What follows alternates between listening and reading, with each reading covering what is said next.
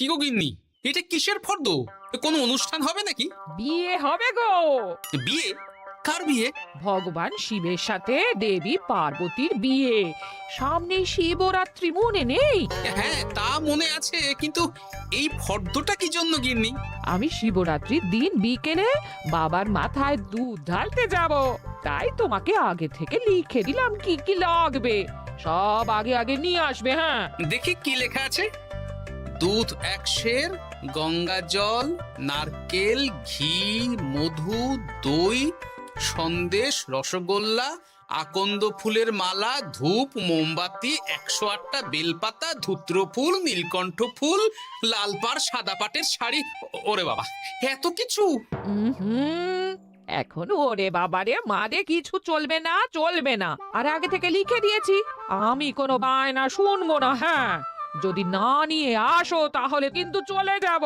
হ্যাঁ, বলি, শিবরাত্রির দিন তো মেয়েরা বাবার মাথায় দুধ জল ঢালে বাবার মতন স্বামীর কামনায়। তা আমি তোমার স্বামী তো উপস্থিত, তাই এত কিছু। তোমার মঙ্গল কামনায় গো। তুমি আর বাড়তি কথা বলবে না, যা বলেছি সেদিন নিয়ে আসবে। হ্যাঁ, বেশ বেশ, ঠিক আছে বাবা, ঠিক আছে। তাহলে আমি এখনই যাই, সব দোকানে দোকানে বায়না করে আসি। সেদিন তো এইসব জিনিসের চাহিদা তুঙ্গে থাকে। হ্যাঁ, তা যাও, সেটাই বুদ্ধিমানের কাজ হবে। হ্যাঁ,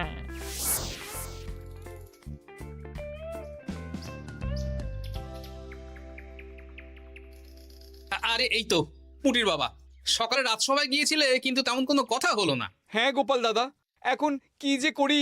ঠিক আছে ঠিক আছে, আমি দেখছি কি ব্যবস্থা করা যায়, বুঝলে। ঠিক আছে গোপাল দাদা, একটু দেখো, বুঝতেই তো পারছো অভাবের সংসার। হ্যাঁ হ্যাঁ, কোনো চিন্তা করো না।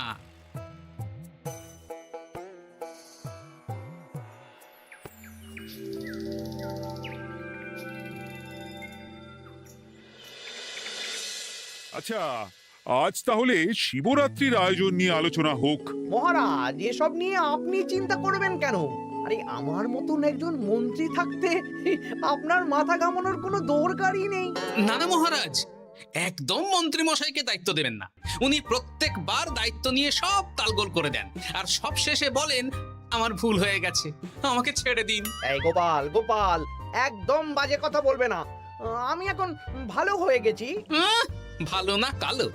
মহারাজ মহারাজ, আপনি আমাকে দায়িত্ব দিন, আমি সব সামলে দেব। সব কাজ সবাই মিলে করলেই তো ভালো। পুজো পাঠের দায়িত্ব আমার, বাকি আমি জানি না। সে ঠিক আছে, কিন্তু পুজোর জোগাড় অনেক দায়িত্ব, সব হিসেব করে কেনাকাটা করতে হয়। সবচেয়ে বড় ব্যাপার, তার জন্য সৎ হতে হয়। আমি কি অসৎ নাকি? আমি সব দায়িত্ব নেব। না, আমি নেব। আমি নেব। আমি। আহ, চুপ চুপ, একদম চুপ। গোপাল দায়িত্ব নেবে না মন্ত্রী, সেটা তো বিচার করতে হবে। কিভাবে বিচার করবেন মহারাজ? হ্যাঁ, একটা বুদ্ধির পরীক্ষা নেওয়া হবে। আমি এখন গোপালের চেয়ে অনেক বুদ্ধিমান হয়ে গেছি। তাহলে তো ভালো, তুমি গোপালের বুদ্ধির পরীক্ষা নাও। যদি গোপাল জিতে যায় তাহলে গোপালই দায়িত্ব পাবে, নইলে তুমি। ঠিক আছে, আমি এক্ষুনি প্রশ্ন করছি। হ্যাঁ হ্যাঁ, করুন করুন। হ্যাঁ, এমন কি জিনিস যা তুমি যতই খাও পেট ভরবে না? বাবা, মন্ত্রী কি প্রশ্ন করলে! গোপাল, বলো বলো বলো। এবার জমবে মজা। বেশ, তাহলে বলি। হ্যাঁ, বলো বলো। উত্তর হলো বাতাস। যতই খাও পেট ভরে না। গোপালের কি বুদ্ধি! ও মন্ত্রী মশাই, গোপাল তো প্রথম দানেই বাজিমাত করে দিল। হ্যাঁ, প্রথমটা তো সহজ ছিল। ঠিক আছে, এতই যদি বুদ্ধিমান হও তাহলে আরেকটা পরীক্ষা দাও। হ্যাঁ মন্ত্রী, বলো। এবার আপনারা একটু অপেক্ষা করুন, আমি আসছি।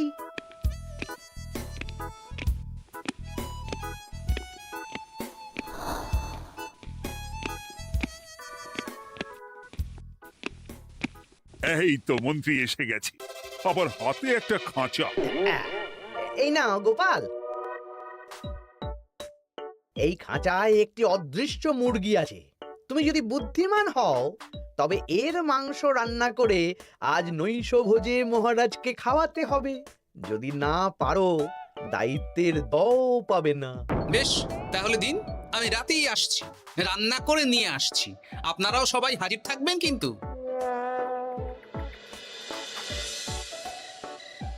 এই সেরেছে, গোপাল যে এখনো এলো না। গোপাল নির্ঘাত ফেসেছে। এই তো চলে এসেছি। এ কি গোপাল, তুমি তো খালি হাতে। মাংসের ঝোল রেঁধেও এনেছি। কই গোপাল, অদৃশ্য মুরগির ঝোল কোথায়? হ্যাঁ, কোথায় গোপাল? আহ, মহারাজ, অমন সুস্বাদু মুরগি আমি আগে কখনো খাইনি। আমি সেটা রান্না করে রাজপ্রাসাদের প্রধান ফটকের বাইরে রেখে এসেছি। মস্করা হচ্ছে? চলুন তো গিয়ে দেখি। হ্যাঁ, চলো তো।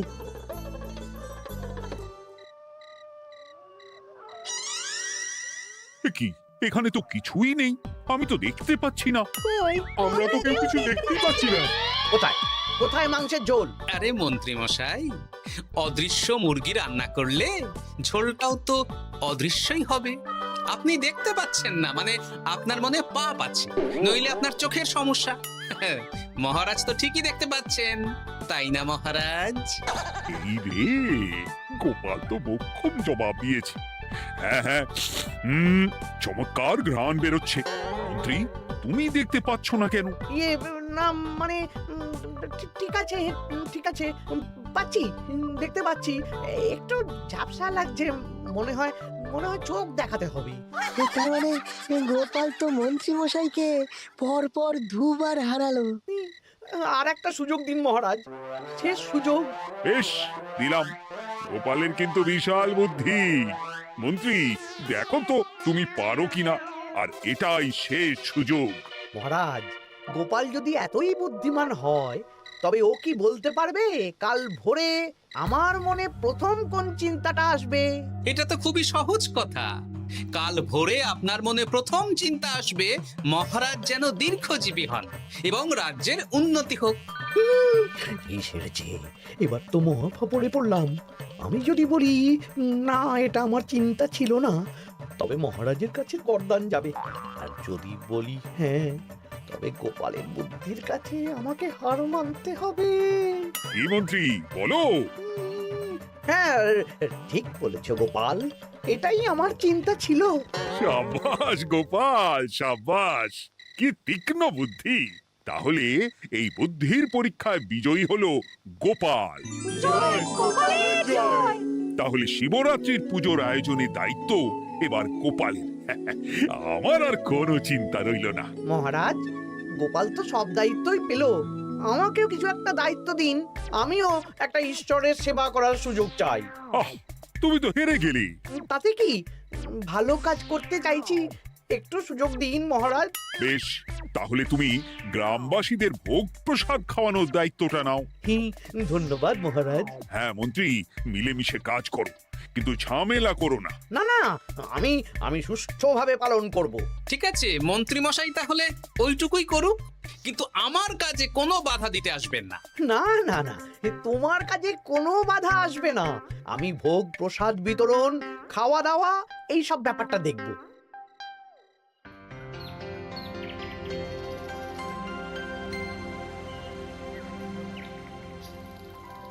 বলুন মন্ত্রীমশাই, সকাল সকাল ডেকে পাঠালেন। শোন বটা ঘটা, এবারে শিবরাত্রি উপলক্ষে যে ভোগ প্রসাদ জনগণের উদ্দেশ্যে বিতরণ হবে, তার পুরো দায়িত্বই আমার। তাতে কি, মহারাজ আয়োজন করেন আর সব রাজ্যবাসী বিনামূল্যে খেয়ে যান। সেই প্রথা এতদিন চালু ছিল, কিন্তু এবার একটু অন্যরকম হবে। কিরকম কিরকম? তোরা দুজন আমার নাম করে সব গরিব প্রজাদের কাছ থেকে ভোগ খাওয়ার জন্য চাঁদা তুলবি। শিব পুজোর চাঁদা? হ্যাঁ দাদা, ইয়ে না মানে ঘটা, খুব সামান্য। বাড়ি আর দোকানগুলোয় যাবি আর মাথা পিছু 1 আনা করে তুলবি, কেমন? বেশ, তারপর বলবি ঢালাও খাওয়ানো হবে, এলাহি আয়োজন। আচ্ছা ঠিক আছে। তবে ভুল করেও কোনো রাজসভাসদদের বাড়ি থেকে বা মান্যিগণ্যি লোকের বাড়ি থেকে এই চাঁদা তুলিস না যেন। না না, বুঝতে পেরেছি, তুলবো না। বলবি সারা রাত পুজো হবে, পরের দিন সকালে হবে প্রসাদ বিতরণ, কেমন?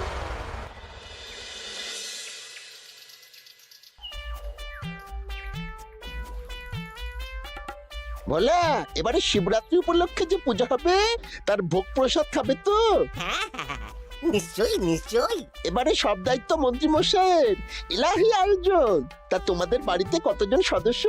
আমি আর আমার গিন্নি দুজন। তাহলে দুয়ানা দাও, এক আনা করে দুজন। আবার অর্থ দিতে হচ্ছে? হ্যাঁ, ইলাহি আয়োজন, তাই এই সামান্য অনুদান। আচ্ছা বেশ, এই নাও দুয়ানা। চিন্তা করো না ভোলা, এমন খাওয়ানো হবে না। রাতের বেলা শিব পুজো আর পরের দিন সকালে জীব পুজো।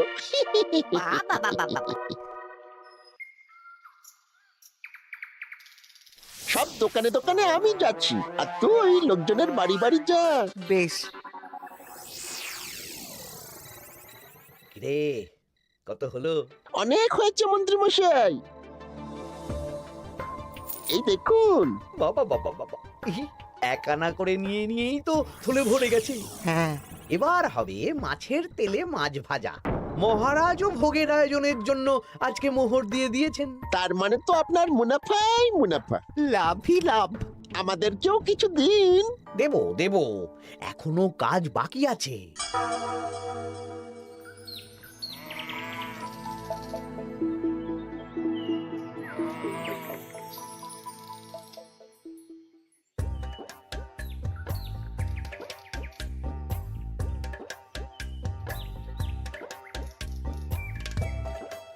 আরে আরে গোপাল দাদা যে, এত কিছু কি নিয়ে যাচ্ছ? এই তো শিবরাত্রির পুজো উপলক্ষে দশকর্মার বাজার রাজবাড়ি নিয়ে যাচ্ছি। এবারে তো এলাহি ভোগের আয়োজন। রাতের বেলা শিব পুজো আর পরের দিন সকালে নাকি জীব পুজো। মন্ত্রী মশাই দায়িত্ব নিয়ে খাওয়াচ্ছেন। না না, খাওয়ার আয়োজন তো এমন কিছু নয়। আমি যতদূর জানি ওই খিচুড়ি, আলুর দম, ছেঁচড়া, পায়েস, চাটনি আর একটা করে মিষ্টি। আর যতদূর জানি এই ভোগ খাবার জন্য সব গ্রামবাসী থেকে মাথা পিছু এক আনা করে নিয়েছেন। হ্যাঁ, ভোগের প্রসাদ তো বিনামূল্যে। মন্ত্রীমশাই এক আনা করে মাথা পিছু নিয়েছেন? হ্যাঁ গো, এরকম তো কথা ছিল না। আচ্ছা আচ্ছা, আমি দেখছি কি করা যায়। দেখছি আমি দেখছি।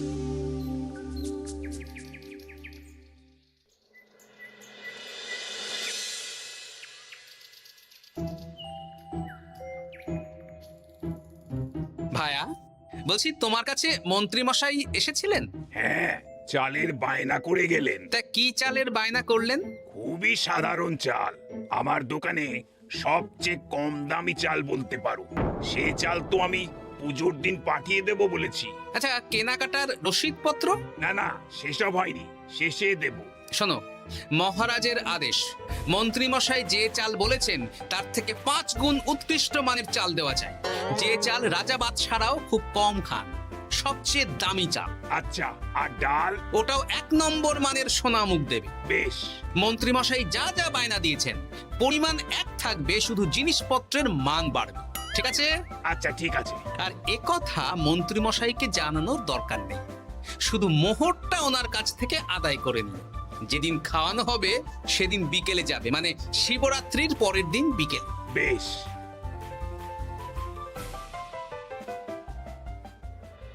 নাও ধরো গিন্নি, যা যা বলেছিলে সব কিনে এনেছি। এবার আমি মন্দিরে গেলাম, কেমন? ঠিক আছে গো, তুমি কি ভালো। দীক্ষেতা। চললাম এখন ভিড় সামলাতে।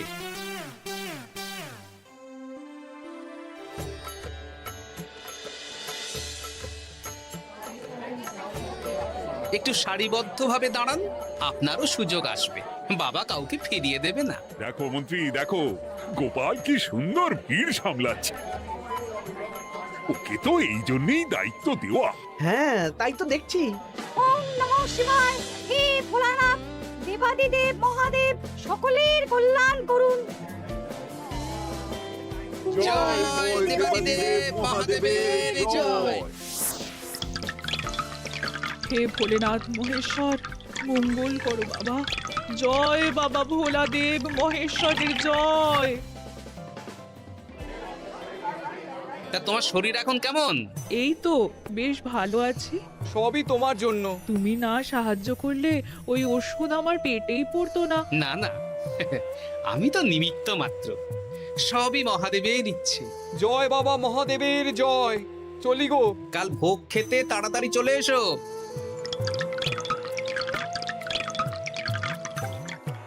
জয় দেবাদিদেব মহাদেবের জয়।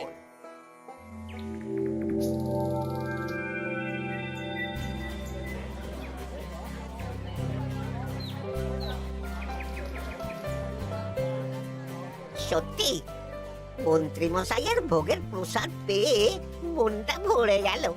কি সুন্দর রান্না, আর খাবারের গুণমান কি ভালো। তার উপর রসগোল্লা কত বড় বড়। এত বড় রসগোল্লা খাওয়া তো দূর, বাবার জন্মে চোখেও দেখিনি।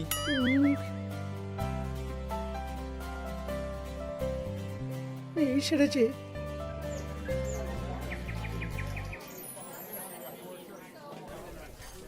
এই যে পাচক ঠাকুর, শোনো। বলুন মন্ত্রী মশাই, আজ আমি খুব খুশি। কেন? আপনি মহান। কেন? মানে আপনি যে চাল পাঠিয়েছেন সে চালে রান্না করা আমার স্বপ্ন ছিল। কি গন্ধ, কি গুণমান, রাজা বাদশাদের চাল বলে কথা। আমি তো খুব সাধারণ মানের চাল দিতে বলেছিলাম, 30 আনা শের মূল্যের চাল। কেন, নবাব বাদশাদের ঘরে এই চালটা থাকে। তাই? কোথা থেকে এলো? কেন, চালের দোকান থেকে এসেছে। মিষ্টিও দারুণ, রসগোল্লা তো নয়, যেন যেন একেবারে বড় বড় রাজভোগ। কি আকার, কি গুণমান, কি স্বাদ। আহা, দেখুন দেখুন দেখুন। বাবা, ভোলা এত বড় রসগোল্লা দিয়েছে। ঠিক আছে, যা হচ্ছে হতে দে। আমি তো চিন্তায় পড়ে গেছি।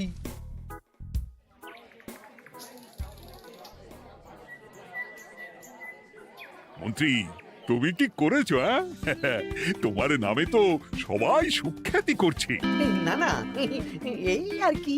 আমি যা অর্থ দিয়েছি এই আয়োজনের জন্য তো তার চেয়ে 5 গুণ বেশি মোহর লাগবে, কিন্তু তুমি কি করে করলে? মন্ত্রীমশাই সত্যিই ভালো হয়ে গেছেন। দেখো গোপাল, দেখো মন্ত্রী সত্যি বদলে গেছেন। সবই তো জনগণের সেবার জন্য। কে জানে বাবা, কি গড়বড় হয়ে গেল।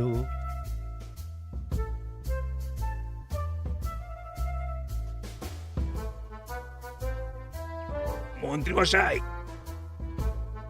বকেয়া পাওনা নিতে এলাম। আপনার মোট হয়েছে চালের 350 মোহর, মুগ ডালের 250 মোহর, আর মশলাপাতি 100 মোহর। হ্যাঁ, বলো কি? মন্ত্রী মশাই, ওই আপনার মোট বকেয়া 300 মোহর। আর আমার এই 150 মোহর। হ্যাঁ, চলুন মহারাজ, একটু মন্ত্রীমশাইয়ের বাড়ির দিকে ঢু মেরে আসি। চল। চলুন, ওনাকে গিয়ে ধন্যবাদ জানিয়ে আসি। এই না না না, আরে আরে আমি কি করে দেব? আমি কি চন্দ্রমুখী আলু দিতে বলেছিলাম? আমি কি করে দেব? না না, ও আপনাকে দিতেই হবে। হ্যাঁ, কি বলছো মন্ত্রী? তুমি এত ভালো কাজ করেছো, এত বড় মুখ করে সকালে বললে যে সবই জনগণের সেবার জন্য। আরে আমি কিভাবে জানবো যে এত খরচ হয়ে যাবে? কেন মন্ত্রীমশাই, আপনি তো গ্রামবাসীদের থেকে অর্থ নিয়েছেন, মাথা পিছু 1 আনা করে। হ্যাঁ, মানে এই সব তো কথা ছিল না। এই সেরেছে। গোপাল কি করে জেনে গেল? এসব কথা কি আর চাপা থাকে? আর সেই জন্যই তো আপনি ভালো মানের খাবার খাইয়েছেন। সত্যি তো, যে মানের খাবার খাওয়ানো হয়েছে তা কৃষ্ণনগর কেন, আশেপাশের কয়েকটা নগরের লোকও এই জিনিস চোখে দেখেনি, আর তাই তুমি অর্থ আদায় করেছো। না মানে, আমি বুঝতে পারছি না, আমার অনুমতি ছাড়া এগুলো হলো কি করে? মন্ত্রী মশাই, বকেয়া পাওনা দিন, নইলে খারাপ হয়ে যাবে বলে দিচ্ছি। হয়ে গেল, আমি ভিখারি হয়ে গেলাম। অগিন্নি, মোহরের থলেগুলো নিয়ে এসো, গয়নাগাটি নিয়ে এসো। আমাকে পথে বসিয়ে দিল।